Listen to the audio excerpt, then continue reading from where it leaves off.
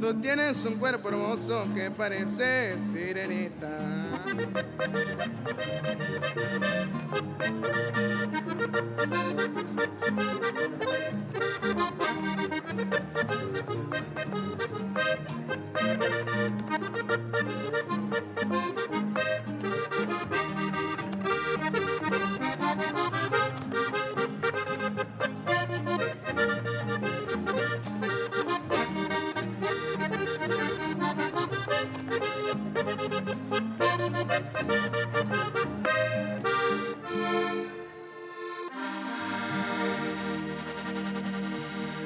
That's pretty much it.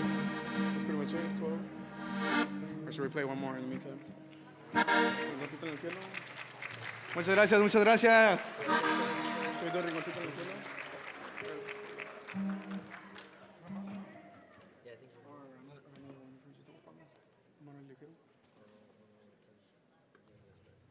I think that's it, yeah. Thank you, everybody. That has been our time. Fuimos Grupo AA. Thank you so much.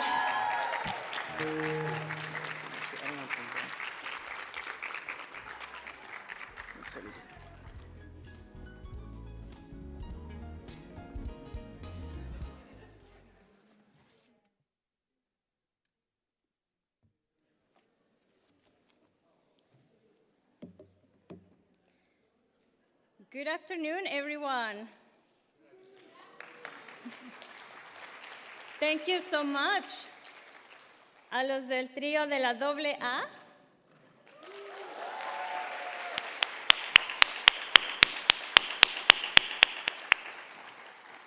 You were quite wonderful. So I'm going to try that again. Good afternoon, everyone. Thank you. Buenas tardes, mi gente. Buenas tardes. Well, we're honored to be here today for this special event and Cesar Chavez Day of Service and Learning and Cesar Chavez's birthday. We're here to celebrate courage, activism, and the power of community. My name is Catalina Concha Ormsby. I am a proud Colombian, and I am an another Colombian over there, and an immigrant to this country. So let's make some noise for other immigrants in the room.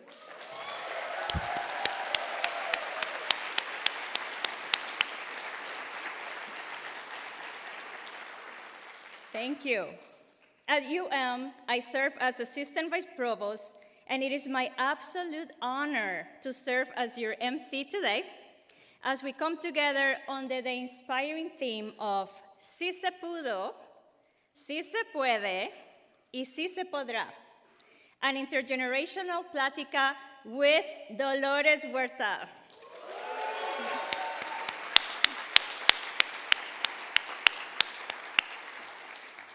Before we begin, I want to take a moment to express our deep gratitude to those who made this event possible across campus, especially the core team of RACAM and the leadership of Dr. Adrian Bramer. Let's give them a round of applause.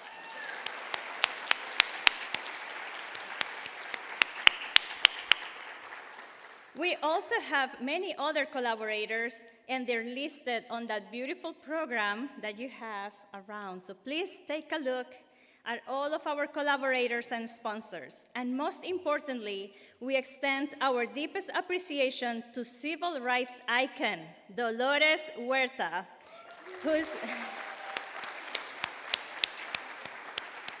I love the energy, thank you. Whose lifelong dedication to justice continues to inspire generations. Muchísimas gracias, Dolores.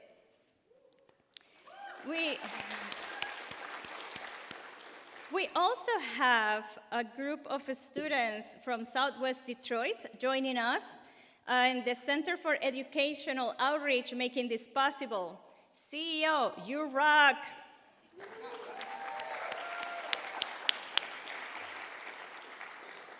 In times of struggle, hope has always been our greatest strength. Cesar Chavez and Dolores Huerta showed us that even in the face of adversity, collective action and courage can create lasting change. Thank you. That's right. Their legacy reminds us that the fight for justice is not just about the past, it's about today and the future. Sí se pudo, sí se puede, y sí se podrá.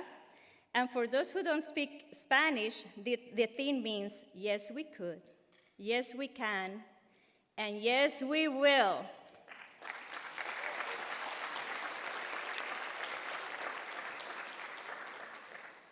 Now, to begin our program, we have a special performance that reflects the power of our culture and the strength of our heritage. Please join me in welcoming Ballet Folclórico de Mestli as they bring to life the vibrant traditions of our comunidad. Un fuerte aplauso.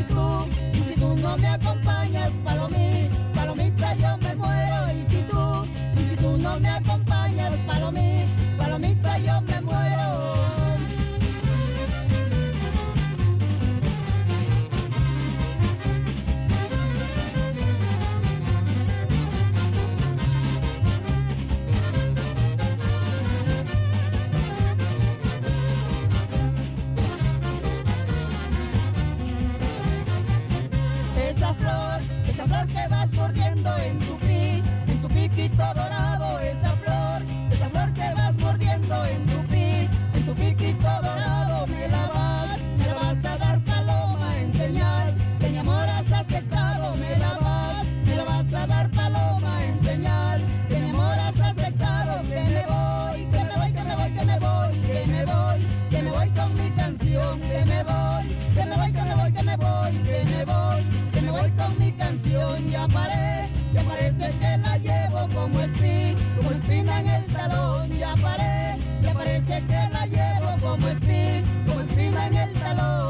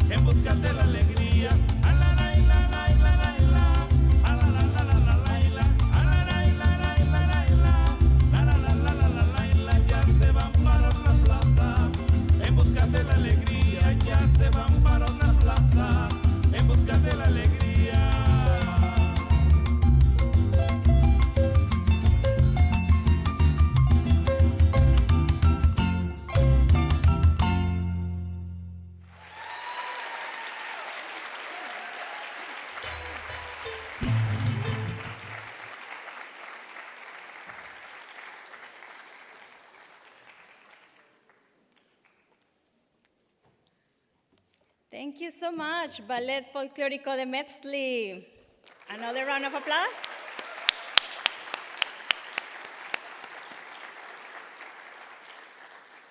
That was wonderful. Thank you so much.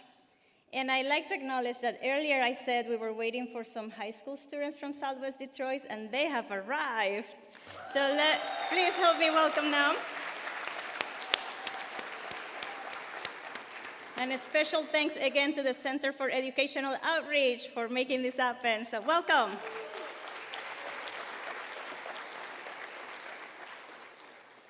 Now, presenting the Land and Labor Acknowledgement, it gives me the great pleasure to welcome to the podium Viviana Velez Negron.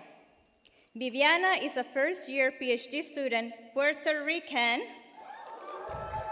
thank you, in the combined program in education and psychology at the University of Michigan. Her research builds on her ongoing commitment to creating culturally relevant experience for Latina, low-income families and children while fostering language and literacy development. Viviana serves as Puente's co-president, leading the organization to broadcast the mission of providing visibility to the Latina community on campus. She also is the social chair for the Latinx Student Psychological Association, and she has collaborated with multiple organizations across campus, including Pluma. Gracias, Viviana Velez Negron. I am very proud of you.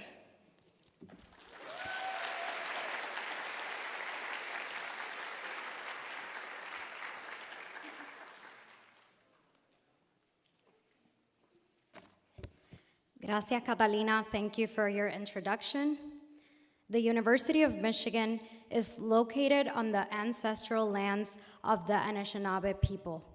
The Ann Arbor campus sits on land ceded through the Treaty of Detroit in 1807 and the Treaty of Fort Meigs in 1817, where the Ojibwe, Odawa, and Potawatomi nations transferred land with the agreement that their children would receive an education. This advocacy for educational access is a key part of the university's history. We honor the sovereignty of tribal lands and acknowledge the painful legacy of genocide, forced assimilation, and displacement of Native communities in the university's establishment. We also acknowledge that whether you are on campus in Ann Arbor or elsewhere in the United States, we are situated on land that was developed through the forced labor of enslaved Black people. Our higher education institutions, including our own, would not exist without the exploited labor of Black people. We honor the rich legacy of the African diaspora and recognize skills that have been stolen through anti-Black racism. Today, we acknowledge Dolores Huerta, a Latina abuelita en la lucha in our community. Dolores Huerta, who dedicated her life to uplifting farm workers and their families, fought for labor, rights, and fair wages. In this movement, she advanced feminism in what was a male-dominant field. Today, her presence reminds us of collective victories for justice and human rights, inspiring us to continue working for equity and respect for all communities.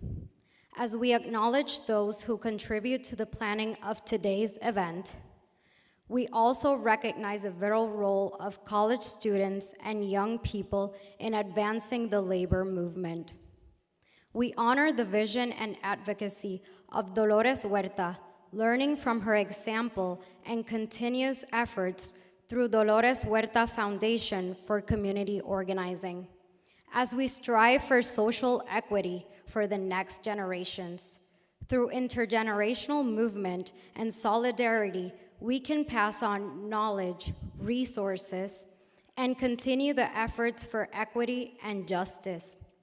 As we face challenges that threaten marginalized communities, it is our duty to unite in defense of those under attack, resisting injustice and protecting vulnerable voices. like today's event, Si se pudo, si se puede, si se podrá. Now, it gives me a great pleasure to welcome to the podium Dr. Tabby Chavis.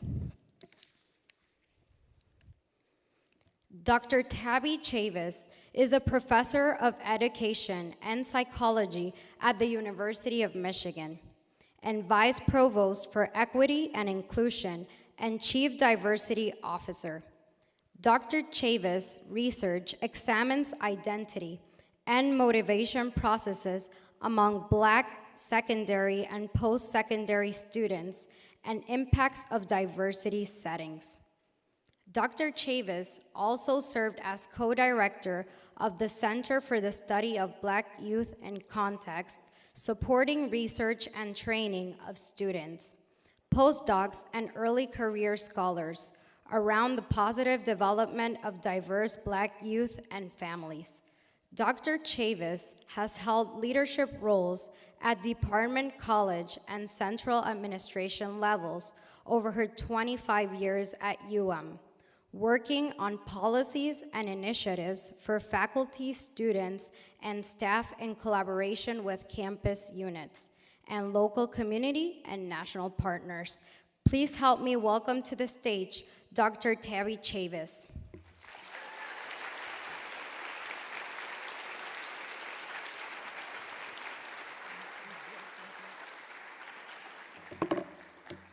Good afternoon, everyone. I guess we're here. I'm Tabby Chavis, Vice Provost for Equity and Inclusion and Chief Diversity Officer here at the University of Michigan, at least today.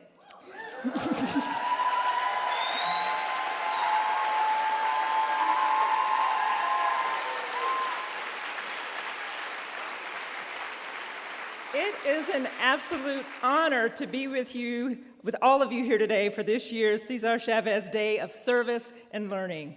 This gathering is a moment for reflection, connection, and action, a chance to honor the wisdom of those who came before us and consider how we carry forward their work in our time.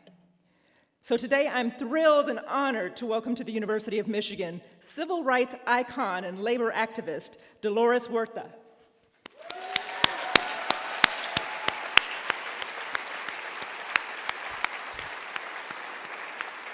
There is no better time for her to be here. Dolores Huerta is the embodiment of the belief that no matter the obstacles, change is always possible when we stand together.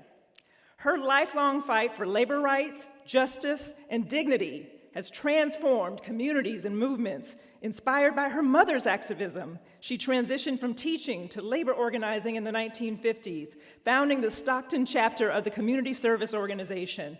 Later, alongside Cesar Chavez, she co-founded the National Farm Workers Association, which became the United Farm Workers, UFW. She played a key role in the Chicano civil rights movement, leading major campaigns, including the 1965 Delano grape strike, to secure better conditions for farm workers. Her advocacy has earned her many honors, including the Presidential Medal of Freedom. We can learn a great deal today from Dolores Huerta's leadership and how these movements that she led were catalysts for change. They fought against economic exploitation, political resistance, and social indifference, barriers that in different forms still persist today.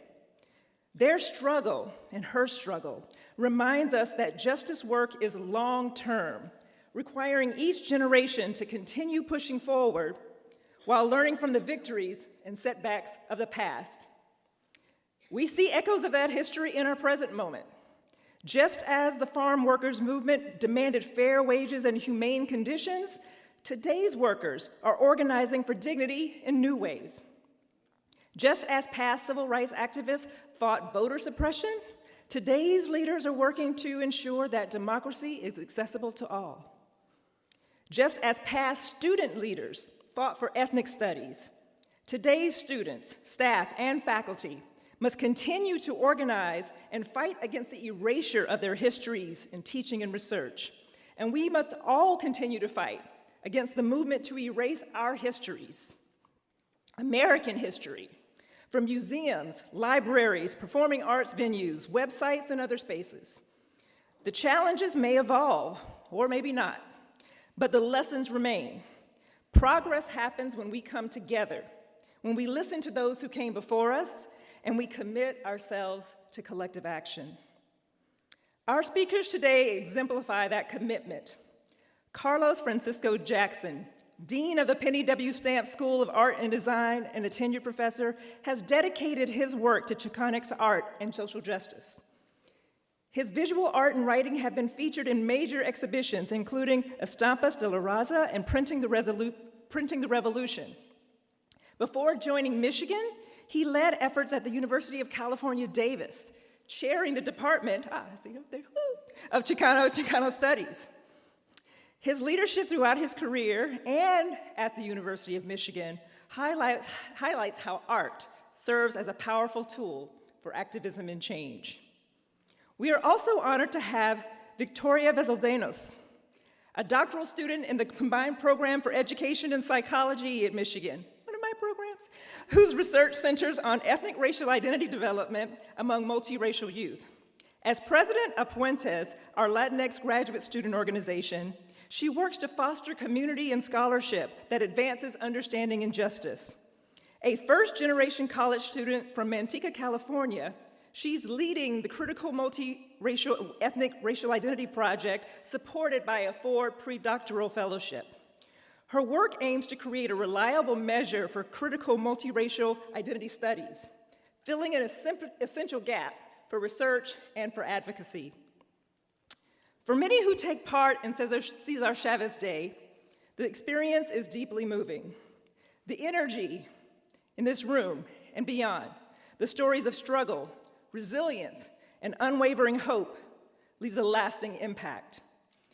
Time and again, we hear from members of our community who share how their family sacrifices, whether in farm labor, activism, or other forms of hard work, paved the way for new opportunities. Their stories remind us of why we gather, not just to honor a legacy, oh, that's important too, but to recognize the ways that this fight for dignity and justice continues in our community, our families, and ourselves. As we hear from Dolores Huerta today, let's each ask ourselves, how do we carry these lessons forward? What will we do today and tomorrow to keep pushing for change? Because if history teaches us anything, it's that change happens when we show up, speak out, and work together. Thank you for being here, for your commitment to justice, and for ensuring that this legacy lives on, not just in words, but in our actions. Thank you.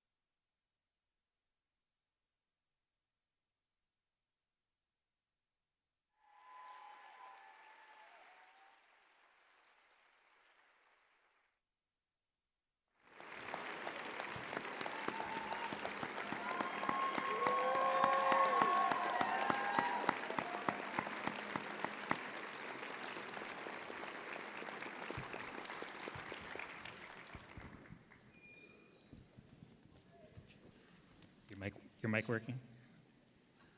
I think so. So thank you, everyone. My name is Carlos Jackson. I have the privilege of serving as the Dean of the Penny W. Stamp School of Art and Design. I had been, right on. I had been, before I came here, I started here almost 3 years ago, where before that I was a professor of Chicano Studies at the University of California at Davis. And I had the privilege of teaching for many years the large introductory Chicano Studies class. It was called Chicano Studies 10. And when I was a freshman, I went to UC Davis as an undergraduate student, and I took, in my first quarter, I took a Chicano Studies class. and we learned about the conquest, and we learned about the history of really was more about the Mexican American, and we learned about your story and the profound influence that you had in shaping what became the ability for us to think about a future where our people are healthy and where our people can generate the next generation with all that they deserve. And so everything that we had in Chicano Studies was really, so much of it was because of all of your leadership and all the work you did in the community in order to build the Delano Great Boycott and then really spark what became the Chicano movement. And I just want to take this moment to thank you from the bottom of my heart and the thousands of students that I had the privilege of teaching and all my colleagues for the incredible gift which you gave to us, which was an identity where we had built around building a better world. So thank you. You're welcome. You're welcome.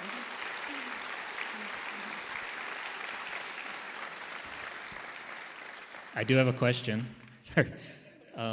So I thought it'd be interesting to just start locally here. The United Farm Workers Archives are housed at Wayne State University here in Detroit. And Detroit is has been traditionally, historically, a center of American labor. And the UFW, the United Farm Workers kind of struggle, was a union struggle. And it's often been talked about as a Chicano movement struggle, which it was. But, I think if you really read and study the movement and the UFW, it was a labor struggle. And I was wondering if you could talk a little bit about your work with the UFW as a labor struggle, kind of how it inspired the Chicano movement, but also maybe some of the connections to the region here in Southeast Michigan. Thank you. Yeah. First of all, I want to thank you all for having me here on this historic day, Cesar Chavez's birthday, which is today.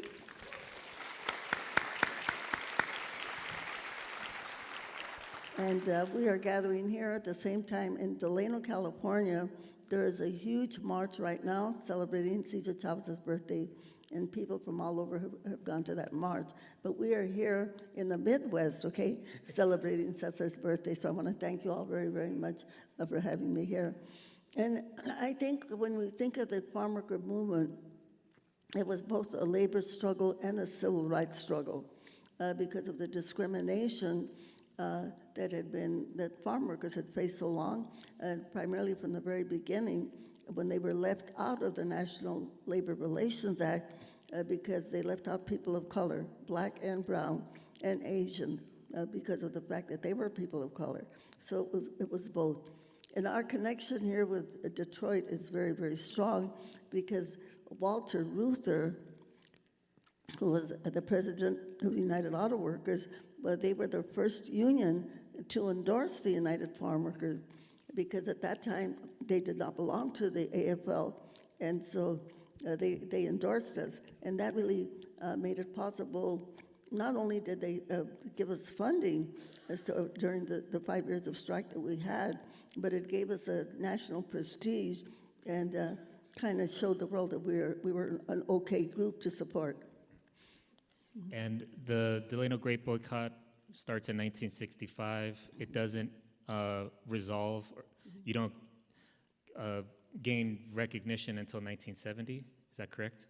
Well, actually, even though the farm workers were on strike for 5 years, 5 solid years, that we did not win with the strike. And it was not until people all over the United States and parts of Europe that supported the boycott of California grapes that we won. It took 17 million people here not to buy grapes that we won, and not to shop at stores that carried grapes. And Detroit was one of those cities that boycotted? Absolutely. In fact, Richard Chavez, Cesar's brother, who designed the farm worker eagle, he ran the boycott here in Detroit. Oh, wow. It's incredible. Great. Yeah, I want to echo what an honor it is to be here sitting next to you. I'm from the Central Valley of California, so growing up near Stockton, Modesto, Manteca, I grew up learning about you and Cesar Chavez's history, and I also took Chicano Studies 10A at UCLA in undergrad. Did not teach it, but definitely I've been able to learn about your involvement in these movements, as I became developed a critical consciousness in college and in my K through 12 education. And so I think my first question for you is, I have the honor to sit with someone like you who has lived these multiple generations of activist movements. And so I'm wondering, given the current political climate with all these pervasive issues, impacting a lot of marginalized communities, especially Latina communities, what do you see as a socially just future given these past experiences that you've had with all these different social justice movements? Well, I think all of us are asking ourselves that question: what does our future look like? Because we know that we are in a very difficult time right now in the United States of America. I think many of us never thought that we would see this day, where we would see so much oppression that is happening to everyone. And so now I think the question is, how are we going to counter this? We know that we have to counter it in one way or the other. And we just recently learned that even here at the college, they have stopped their diversity, equity, and inclusion programs. Well, I'm going to give an example of a store that we have joined the people in the South, Stacey Abrams from Georgia, who ran for governor there, and Reverend Bryant. And what they are doing is that they are calling for a boycott of Target stores, okay? Because Target ended their diversity program also. And my thinking is this: if they do not respect our community, then we should not give them our dollars, okay? We should not give them our money. And it's not only Target. We know it's Walmart, it's McDonald's, okay?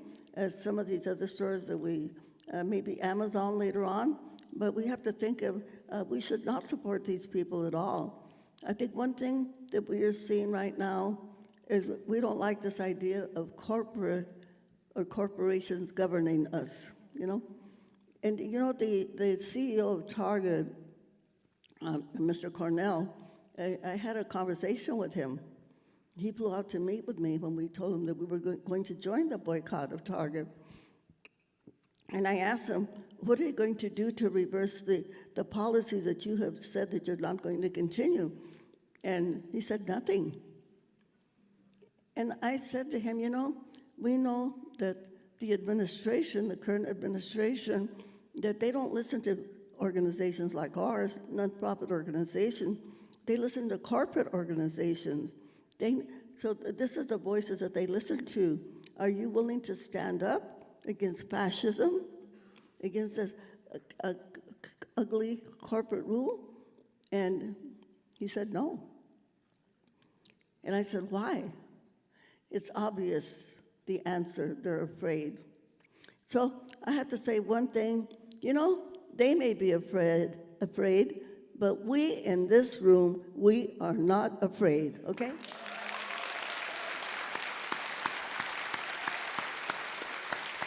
We are not afraid. And sometimes with these corporations, as we learned in the Great Boycott, the only thing that they listen to is their wallets, okay? Their brains and their hearts are in their pocketbooks. So we've got to hit them where it hurts. So we've got to hit them in their wallets. Okay. It is interesting that most, the Montgomery bus boycott, the Delano grape boycott, most of these social movements that were civil rights movements emerged with attention to the force that communities can apply economically. So, and ultimately, it was the boycott. It was putting economic pressure on the grape growers that brought the UFW into kind of full recognition in 1970, which is really, I think, an important lesson for today. There's a question here that I'd like to read now. Okay. So you have obviously created an incredible legacy with your grassroots organizing efforts, particularly with migrant farm workers. As an academics, sometimes it feels like our research or our creative practice or our work is far removed from the communities we want to support.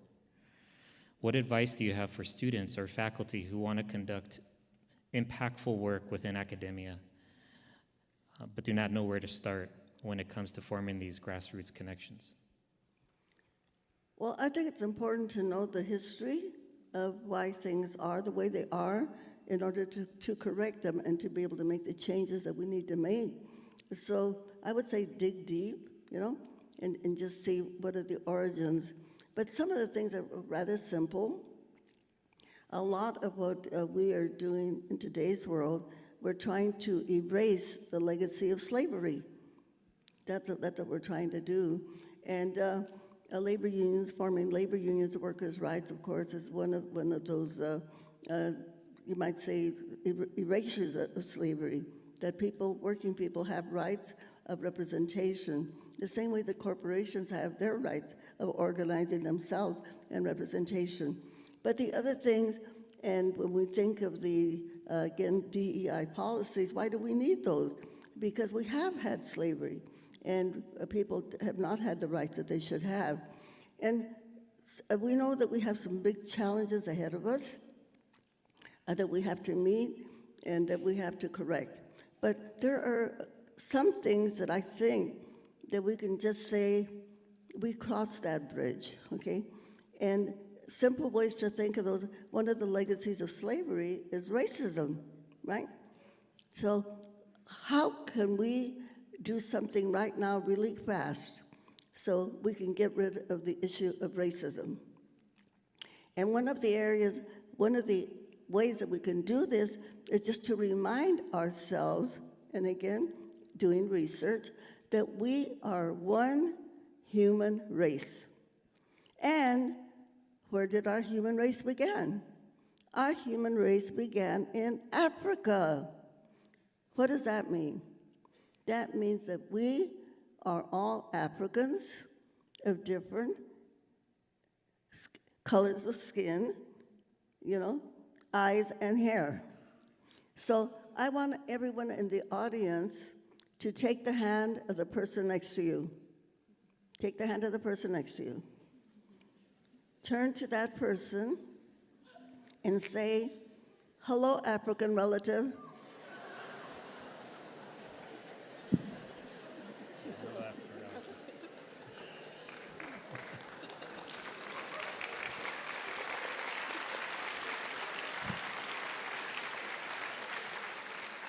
And let's do this with our families, okay? When we get together for Easter or for Thanksgiving or Christmas, share that message. Because if we can remember that we are all family, we are all related, then we can get rid of that horrible thing of racism. And one other thing, and here I'm going to quote a Mexican president, Benito Juarez. Benito Juarez was the first president of Mexico after the independence from Spain. He had a great saying, "El respeto al derecho ajeno es la paz." Respecting other people's rights is peace. How many children a woman chooses to have or not have, that is her business, right? That is her business.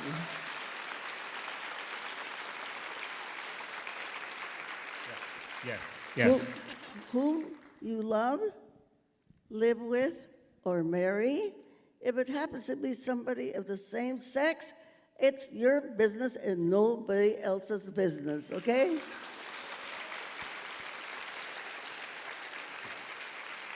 So let's put those two issues behind us, okay? because now we have issues that are so oppressive that we have to fight. So that we have to fight, okay? Thank you for that. Thank you. Yeah. Yeah, I really appreciate your perspective on all of these issues. I think it speaks to what you mentioned at the breakfast, that you feel like we're entering a really dark time. And for me, this might be the first dark time I've experienced in my adulthood, but I think that's the beauty of this intergenerational Pláctica that we're having. And so I think me as a younger person, seeing the current political climate and these dark times that we're entering, it's easy to feel, defeated or discouraged or hopeless. And I'm wondering how you keep this sense of like optimism and like energy to continue la lucha when it's especially hard, like times like this. Well, since I am 95 years old, okay?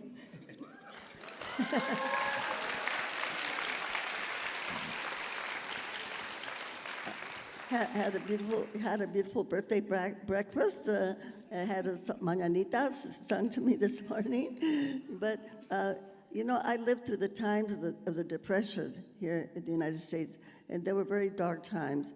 But out of that depression came Franklin Delano Roosevelt, the New Deal, new laws like Social Security, education, the right of workers to organize, to have unions. And then I lived, as maybe some of the other people that are a little elderly here, during the 60s and the 70s, when the country was divided, when students here were being killed by our own National Guard because they opposed the Vietnam War. But good things came out of that. Out of that came the Civil Rights Movement, where Black people in the South got the right to vote. The LGBTQ movement, the environmental movement, the women's movement, the Latino Chicano movement came out of that also. So when something really dark is happening, something good comes out of that. We have to remember that. So you all have to prepare for what is happening. What do we want the world to look like? What is it that we want to change? I think one of the things that we want to change is we do not want to have corporations governing our lives, okay? Because we are seeing how ugly what that looks like. We can't have everything based on how much money people make or corporate greed. No, we can't do that. We've got to start for a new world. And thinking about the things that we don't have right now, that other countries, like people in Scandinavia, the countries in Scandinavia, what do they have that we don't have? They have universal health care. Everybody has health care. They have universal daycare. They have free college education. Free college education for everyone. These are things that we do not have in this country, and it isn't because we can't afford it. We are the richest country in the world. The United States of America is the richest country in the world. Unfortunately, people that are now ruling our government, they think that somehow we should be working to make all of them richer and richer and richer. And there's no limit to the corporate greed that they have. So when we have to think about what did our founding fathers think, the people that wrote the Constitution of the United States of America, when they were deciding that they did not want to be governed by a king. And they had this radical idea that somehow people could choose their own leaders, that people could choose their own leaders, and that's where we're at right now. So all of us, we have to take on the roles of the people that were fighting in the Civil War to end slavery. We have to take on the roles of the patriots that fought in the Revolutionary War to save our democracy. Can you imagine that? That's a heavy lift, right, for all of us? That's a heavy lift for all of us. But that is exactly where we are at right now. We cannot let people that don't understand education because they're so ignorant themselves try to tell teacher here at this college how and what they should educate their students about, you know? We can't allow that. We can't allow that.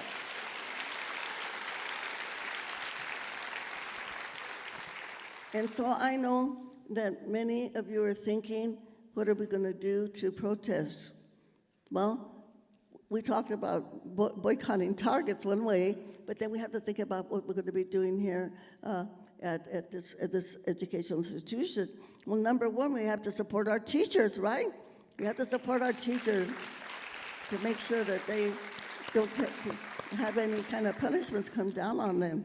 And yes, we're going to have to protest, we're going to have to march, we're going to have to get together, we're going to have to petition, take actions, whatever we can do.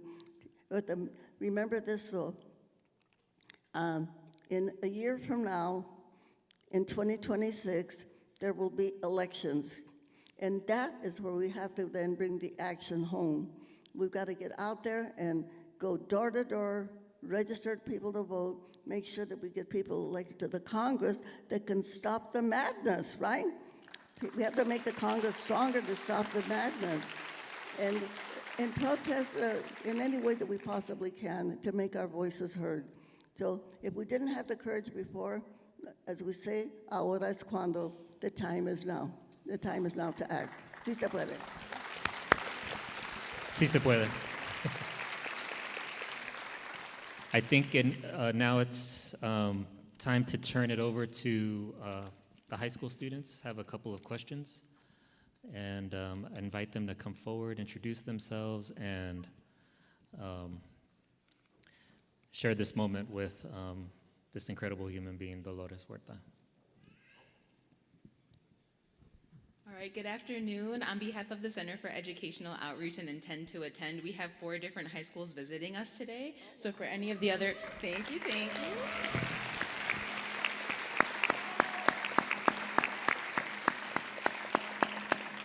So I would invite any of the students that were spoken with earlier around asking a question to make their way up here to this line.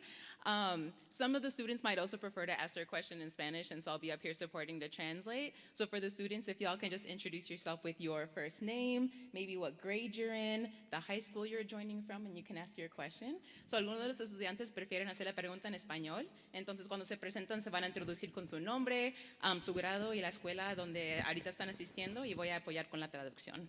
So we have our first student up here.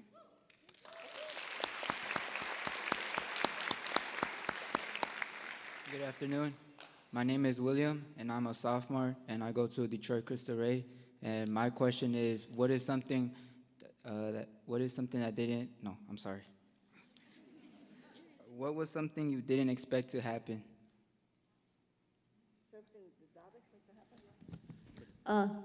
What is something we did not expect to happen? I think all of us did not expect to see that we would finally see fascism in the United States of America the way that we are seeing it now. And the word fascism comes from an Italian word, to punish and to hurt.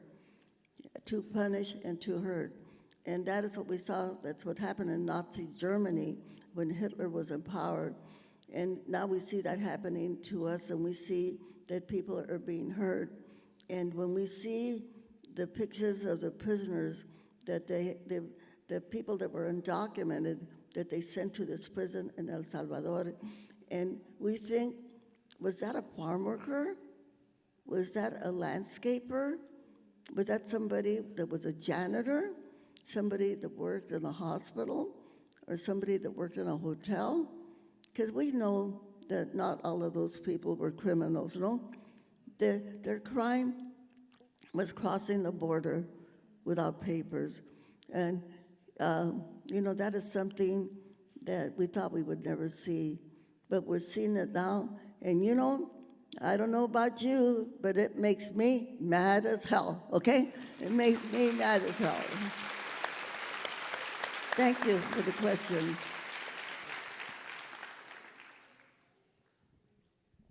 Thank you for the question. Thank you. All right, and we have our second student ready up here. She'll ask her question in Spanish, and I'll help translate it.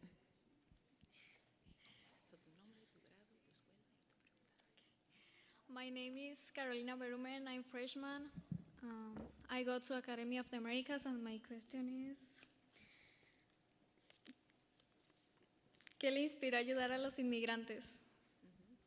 So the question is, what inspired you to help the immigrants?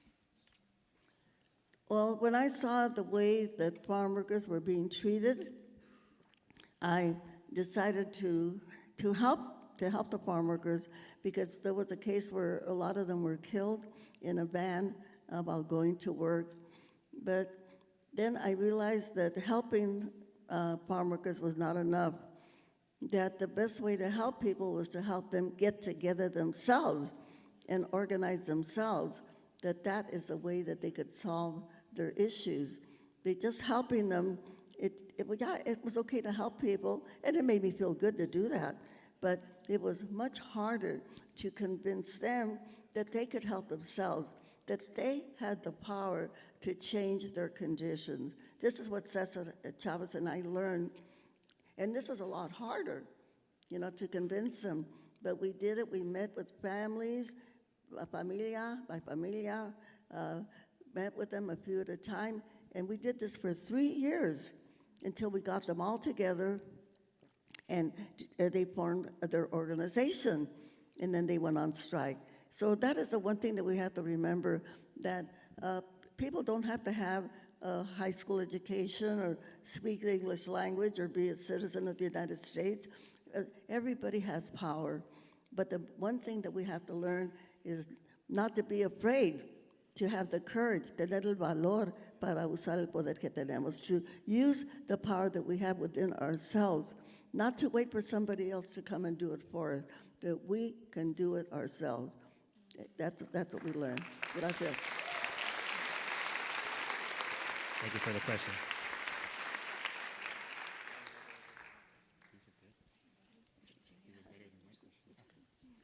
Hello, my name is Delwin Rodriguez. I'm a senior at Cesar Chavez Academy, and my question for today is, thank you. My question for today is, what do you think about the current political state of financial aid being cut off for multiple college students and of those of DACA? Yeah, there's the denial of student loans to students is really bad. We know the reason that our country's in bad shape right now is because we have so many ignorant people in power that do not have an education, no? It's their ignorance that is making all these wrong decisions. So again, we have to work as much as we can to make sure that we elect people to the Congress that will stop this craziness. And then out of this, one of the things that, as I said before, we've got to make sure that we have pre-education, pre-college education for everybody in our country. There's no reason why we shouldn't have that, because we know that ignorance is very dangerous. And as we are seeing now, it's even deadly, right? And one thing, when you think about, and I'm going to mention this, one of the things that we have in the United States of America, which is also, you might say, a taste of fascism, is we have so many people in prison. Think of all of the money that we spend keeping people locked up. We have more people in prison in the United States than they have in India or China. India has billions of people. China has billions. We have millions. And yet we have more people in prison than they do. And who's in prison? It's black, brown, and poor white people in prison. So the money that we spend in prison, we need that money to go to education and to make free education for everyone. We can make that happen. We can make it happen.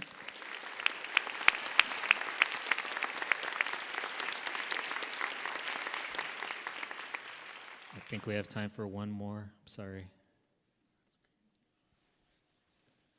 Hello, my name is Kenneth Roman, and my question is, throughout your career, what would have been the most challenging, I want to say obstacle or thing that has happened, and is there anything that throughout your career you would have liked to change? Well, you know, I've had a lot happen to myself. There was a documentary, I'll recommend it. It's called Dolores. The movie, Dolores, the movie, you can get it on Hulu or Amazon, and these other places.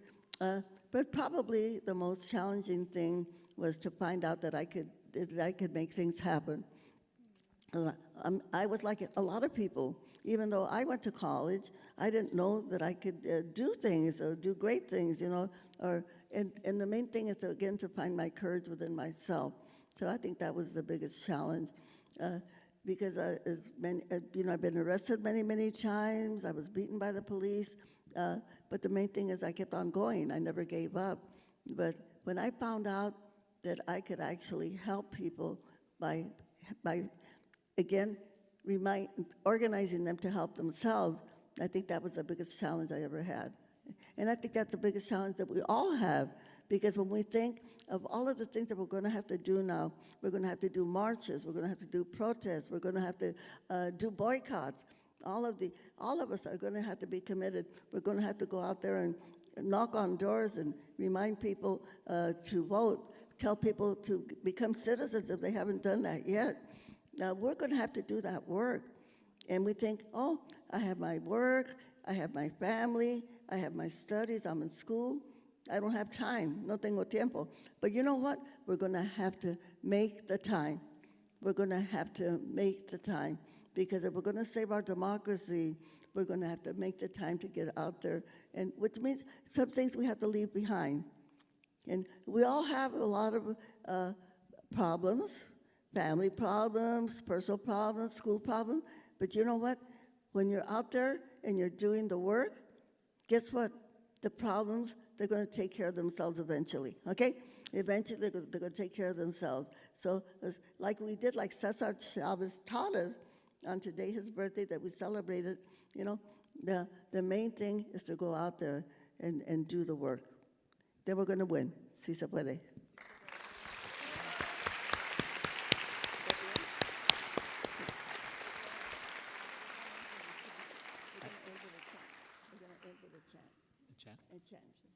Okay, we're going to end with a chant. Okay. I would like everybody to stand up, please.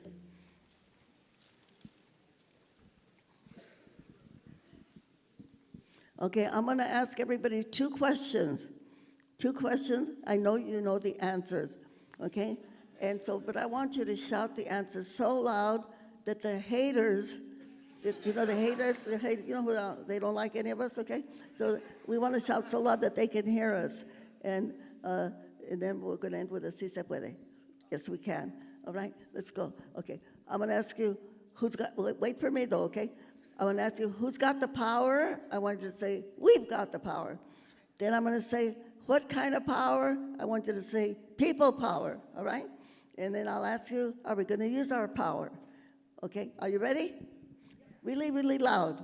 Really, really loud. Who's got the power? We got the power. Okay, let's try that one more time. Madresi, some people aren't sure. Okay, let's go one more time. Who's got the power? We got the power. What kind of power? People power. Are we going to use our power to end the fascism, to save democracy? What do we say? ¿Se puede? Sí se puede. ¿Se puede? Sí se puede. Okay, let's all do it with a unified hand clap. Let's go. Sí se puede. Let's go. Sí se puede. Sí se puede. Sí se puede. Sí se puede. Sí se puede. Sí se puede. Sí se puede. Sí se puede. Sí se puede. Sí se puede. Sí se puede. Muchas gracias. Thank you very much. Thank you very much. Thank you very much for bringing me to Michigan today. Thank you. Thank you.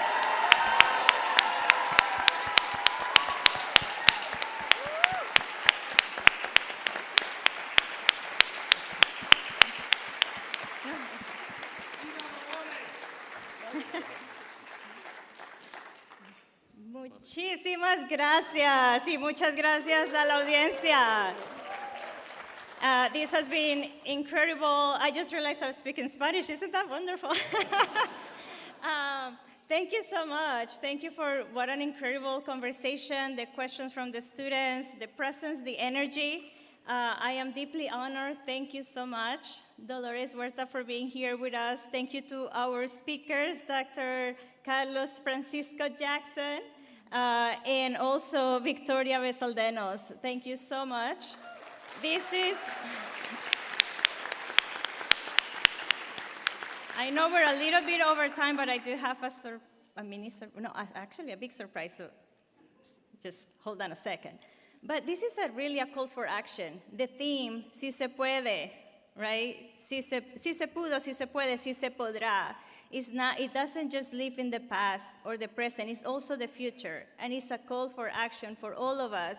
And the legacy for Cesar Chavez and your legacy and your continued leadership is an inspiration that all of us carry in our heart.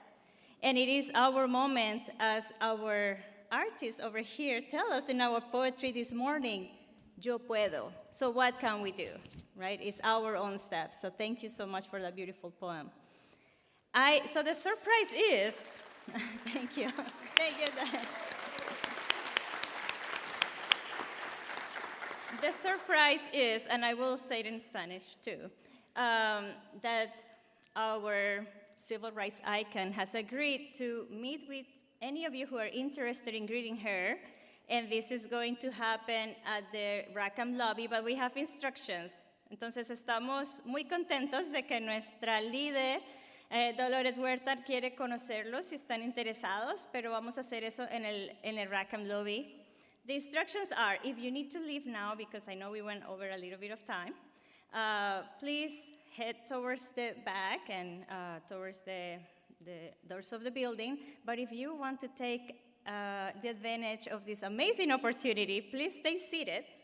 And then we're going to have someone guiding row by row on your left. So that would be my right. So we're going to have someone on the right of the rows guiding you to be able to meet our icon, Dolores Huerta. So I'm going to say it in Spanish now.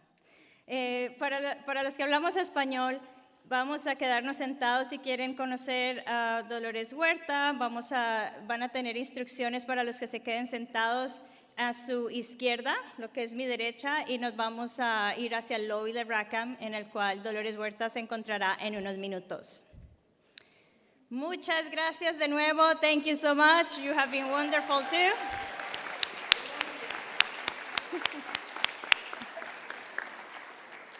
And what a blessing. Thanks.